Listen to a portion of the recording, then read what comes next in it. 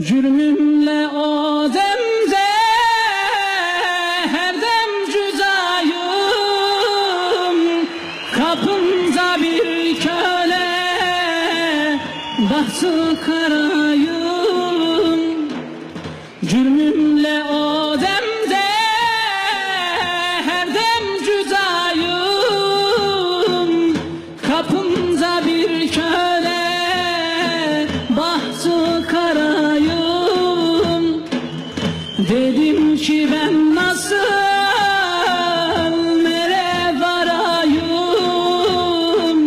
Dediler ki gitmelisin o gül kokan menzile. Dedim ki ben nasıl